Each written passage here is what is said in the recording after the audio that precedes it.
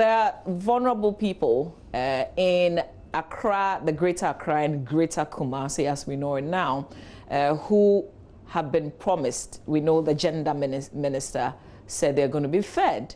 So we want to talk to NADMO this morning because they are also crucial to this sharing of food, either foodstuffs or packaged food. We've heard about hot meals as well. We want to engage George Ayisi, who's Director of Communications with NADMO. Good morning to you. George, thank you for your time.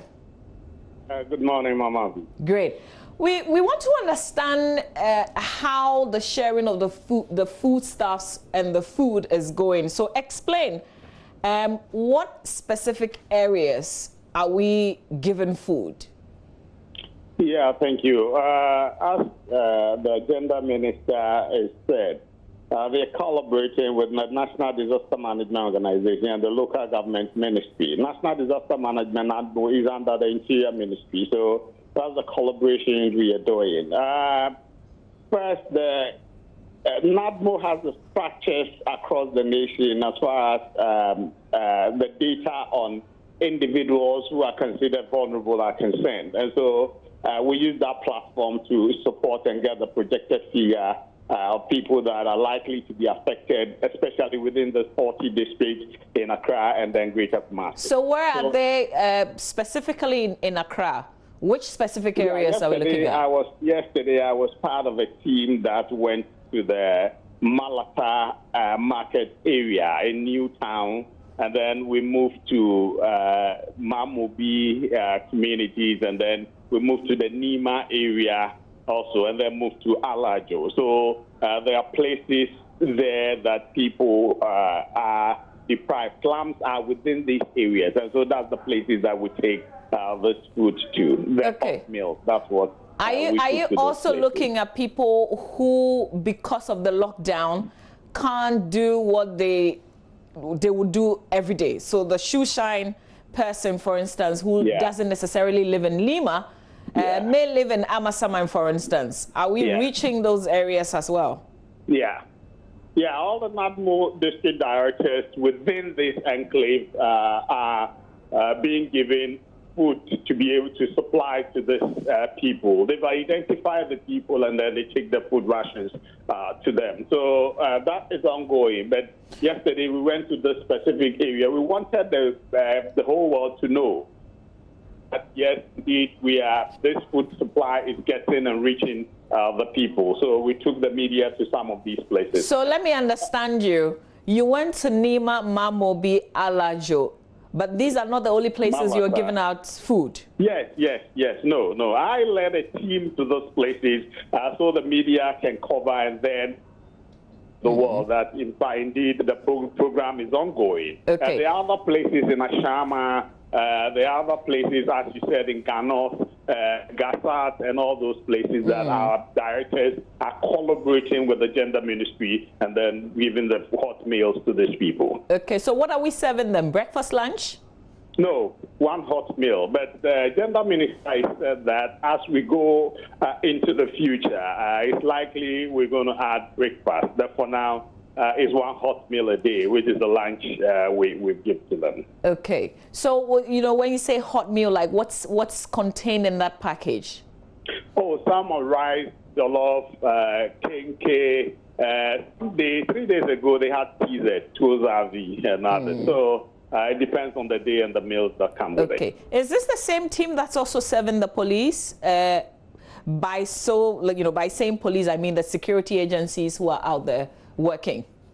No, I cannot tell. It's a different team that is serving the police. You know, it was explained that initially the police were given money to go buy their food, but when they had to leave their duty post to get food, it becomes problematic. And so they decided to restore to the military way, where the military make their food and bring it to their men on duty. And the police have also resorted to that. So it is the police administration that prepares the food for their men on duty. Okay, great. So, you know, when we started giving out food, we actually didn't know the exact number. How many people were fed yesterday, and how many people do you think would be fed today?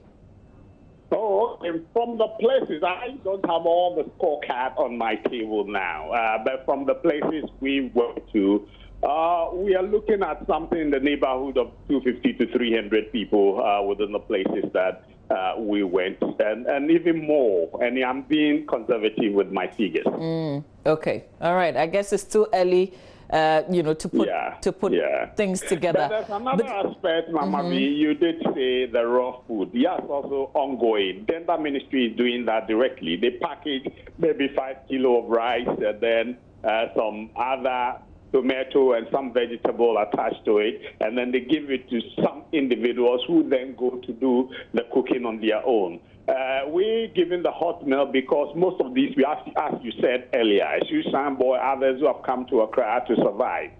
They depend on their daily things that they do out there and get their daily meal. Livelihood is dependent on that. But since there's a lockdown, they cannot go out there to do what they do to get their meals. So that's how come we get a hot meal for them. Because if you give them the raw food, they are not going to get any place to cook them. I appreciate that. The other aspect. And the other aspect, which has been given through the faith-based ministries, the churches, asking people's Methodist, Presby, and co, so they can know some of their members that are vulnerable and reach out to them. The Islamic community, the chief imam, the Zongo minister, has sent some of these things through the chief imam to reach out to these individuals that they know are within their stock, who are vulnerable and may need the support. Okay, great. So how about the single mother of 2, 3, 5 who is unable to do what she normally would have done to get a bit of money and cook for the family, but who is not in these areas that can readily be identified as places where vulnerable people would live? What can they do to get hold of the food that is going around?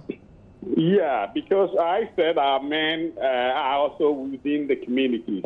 And so they know some of these people. Maybe there may be challenges reaching out to all of them, but they know people within the areas, some of these single mothers, widows, and others who would need support. Okay, but how do I identify, how do I get hold of, because, we're all under lockdown in the areas, like in my community, people would move around, but not so many people will move around. So how do I know who's sharing what, and how do I get my share?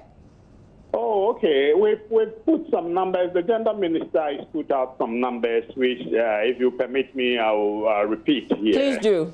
So people, if you know areas, you have those challenges, you are one of such people and you've not been reached yet, you can call those numbers and then they will attend to you. 0800 800 800, 0800 800 800, and then 0900 900 900, 0900 900 900. Okay. So these are lines that people can reach, and then the people will respond and then dispatch some of the food items to their place. So what's the feedback on that? These numbers that you give out, are people really calling? Yeah, in fact, yesterday the feedback I got was some people called me and I relayed these numbers to them, and they said it's a hotline, and they've tried to go through and it was difficult. So they got back to me that they are finding difficulty going through. And so that's the challenge. Maybe we'll get this to the gender minister and see how we can get maybe additional numbers or something for people to go through easily.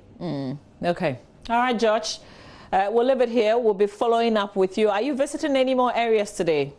Yeah, we're likely to go to some places, but I'm here to get a schedule. Okay. All right. Thank you for your time. Regards to brother. Okay. Ray. Roland. All right, sure. That's Director of Communications with NADMO, George Ayisi, taking us through in terms of the sharing of food, how that is going. Roland, you have to be embedded with this team the next time they go out, because we really want to see definitely the people who are receiving the food. I'll be in full regalia, face masks, PPE, just to make sure that I also get to have a feel of what it is. I haven't been out, when all these things have been happening formally with the media. I've been out during, the disinfection, the spraying and all, so we'll see how it goes. Well, one more number he added though, 0900, so 0900 0900.